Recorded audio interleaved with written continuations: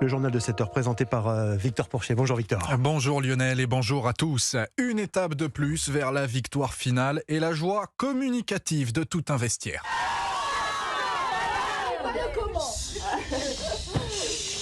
1, 2, 3.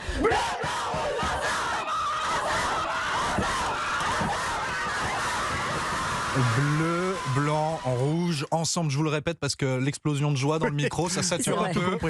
L'équipe de France a bien savouré son large succès 4-0 contre le Maroc en 8e de finale de la Coupe du Monde. Place désormais au quart, ce sera contre l'Australie samedi. Australie qui, attention, Colin Abgral joue à domicile cette compétition. Oui, porté par son public qui commence à y croire, l'Australie pourrait tirer son épingle du jeu dans ce mondial. Des grands noms, il ne reste que les Pays-Bas, l'Angleterre et la France après les éliminations du Brésil et de l'Allemagne. Surnommées les Matildas en référence à un chant patriotique très populaire, les joueuses australiennes comptent sur un collectif à toute épreuve, selon l'attaquante Caitlin Ford. Je me fiche de savoir qui marque du moment que ça rentre. Cela montre de quoi cette équipe est faite.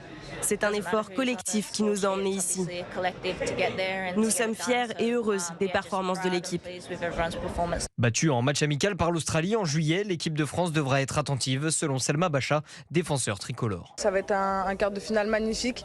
On les connaît très bien et là c'est notre compétition, donc on va bien travailler et on ne va pas refaire les mêmes erreurs qu'on a fait le 14 juillet. Éliminée au stade des quarts de finale sur 3 des 4 dernières Coupes du Monde, l'Australie tentera de briser son plafond de verre ce samedi face à la France pour continuer à rêver. Colin Abgral pour Europe 1, Australie-France, vous l'avez entendu, c'est samedi. Aujourd'hui, c'est repos pour tout le monde. Les quarts de finale, ça commence demain avec Espagne-Pays-Bas et puis il y aura Japon-Suède et Angleterre-Colombie. Dans l'actualité ce matin, 2 ont été libérés, mais 3 autres policiers du raid à Marseille sont toujours en garde à vue. Soupçonnés d'être à l'origine de la mort d'un homme survenu en marge des émeutes à Marseille le mois dernier, l'autopsie hier a conclu qu'il est probable que son malaise ait été provoqué par un tir de LBD au niveau du thorax alors qu'il roulait à scooter. Après l'affaire Eddy dans la cité phocéenne, les forces de l'ordre sont à nouveau accusées de violence. Mais Mathieu Vallée, porte-parole du syndicat indépendant des commissaires de police, continue de soutenir ses collègues. J'apporte mon soutien et toute ma confiance au mon syndicat, ces policiers d'élite que sont le RAID. Que la police soit mise en cause, d'accord, mais en fait, il ne faudrait pas non plus se tromper de combat. Le problème aujourd'hui, c'est les délinquants, c'est pas les policiers. Ce qui est sûr aujourd'hui, c'est que le métier de policier est difficile.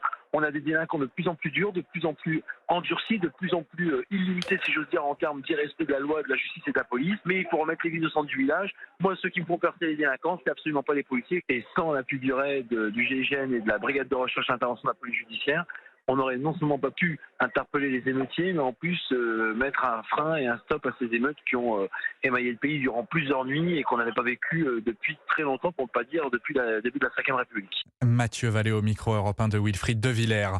3 heures d'audience hier sur la dissolution des soulèvements de la Terre et une décision du Conseil d'État prévue en fin de semaine. Le collectif écologiste avait déposé un recours pour suspendre un décret du gouvernement pour le dissoudre. L'exécutif qui considère qu'il est à l'origine de violences lors des manifestations de Sainte-Soline notamment. Europe 1, 7h05. Les faits qui lui étaient reprochés sont particulièrement graves, mais l'homme accusé par son épouse de viol, de torture et de séquestration a finalement été remis en liberté. La version de cette femme relève d'une réalité inexistante, dit le procureur de Sarreguemines. Les enquêteurs n'ont trouvé en fait aucune trace des sévices supposément perpétrés durant 12 ans à Forbach en Moselle. Les explications de notre correspondante Tatiana Geselman. L'effroi pénal s'est éloigné pour dévoiler le désarroi social. Voici les mots du procureur de Sarreguemines hier, moins de 48 heures après le début de cette affaire. D'après les enquêteurs, ce couple d'Allemands, arrivé en Moselle en 2011, vivait coupé du monde, avec pour seul revenu le chômage du mari, licencié il y a quelques années. La femme souffrait d'une maladie auto-immune, sorte de rhumatisme qui l'empêche de se lever, mais qui n'était suivie par aucun médecin. Le couple n'est pas suivi médicalement. Monsieur expliquant à ce sujet qu'il craignait le coût engendré par un suivi médical. Il mettait aussi en avant le fait que ni l'un ni l'autre ne sont francophones, les empêchant de prendre contact avec des médecins français. Il mettait aussi en avant des embarras administratifs pour expliquer l'absence d'immatriculation à la Sécurité sociale française. C'est donc le mari qui s'occupait seul de sa femme malade. Elle nie toute forme de maladie et accuse son mari d'être à l'origine de son mal-être. Elle l'avait d'ailleurs déjà menacé d'appeler les policiers au cours de disputes conjugales. Lors de son audition, elle a maintenu les accusations de viol, torture et séquestration malgré l'absence de preuves. Une expertise psychiatrique est en cours. Tatiana Geselman pour Europe 1. À l'étranger, 8 pays sud-américains annoncent la création d'une alliance pour préserver l'Amazonie. Le Brésil, la Bolivie, la Colombie, l'Équateur, le Guyana, le Pérou, le Suriname et le Venezuela qui s'unissent dans le combat contre la déforestation pour éviter que la plus grande forêt tropicale du monde n'atteigne un point de non-retour. L'Amazonie qui abrite environ 10% de la biodiversité mondiale. En Russie, le Kremlin annonce avoir abattu 2 drones de combat qui se dirigeaient vers Moscou. Aucun dégât ni blessés n'ont été communiqués. Une nouvelle tentative d'attaque de drones alors qu'elles se sont récemment multipliées sur la capitale, visant notamment un quartier d'affaires la semaine dernière. Au Niger, l'éventualité d'une intervention militaire contre la junte s'éloigne encore un peu plus. La CEDEAO brandissait cette menace depuis une semaine. Le bloc ouest-africain déclare ce matin que la diplomatie est la meilleure voie à suivre. Une position alignée avec celle des États-Unis hier et des Occidentaux en règle générale. Une preuve que les putschistes s'installent de jour en jour, selon le journaliste et écrivain spécialiste de l'Afrique Antoine Glaser. Plus le temps passe, plus c'est évident que la junte s'installe, et surtout s'il y a un gouvernement civil avec en particulier ce Premier ministre et s'il y a des nominations d'autres ministres qui sont estimés des populations et qui leur font confiance. À partir de ce moment-là, c'est vrai que ça sera beaucoup plus difficile d'avoir une intervention militaire. Et les jours s'égrènent, on voit que plus le temps passe, plus finalement ceux qui sont favorables à l'intervention militaire risquent petit à petit d'être mis eux-mêmes en minorité par rapport à l'ensemble des décisions des Occidentaux et surtout du soutien des Occidentaux, mais surtout même au sein des pays d'Afrique de l'Ouest. Antoine Glaser au micro européen de Caroline Baudry, et j'ajoute que les militaires putschistes ont refusé d'accueillir une délégation de la CEDEAO hier, mettant en avant leur incapacité d'assurer leur sécurité. 7h08, la suite du journal sur Europe 1, Victor Pourchet, Lionel Gougelot. Votre départ en vacances a peut-être été perturbé. Le mois dernier, les chiffres viennent le confirmer. Les retards des avions ont plus que doublé en juillet en Europe par rapport à la même période l'an dernier. En cause, les intempéries et les orages, selon l'organisme de surveillance du trafic aérien Eurocontrol.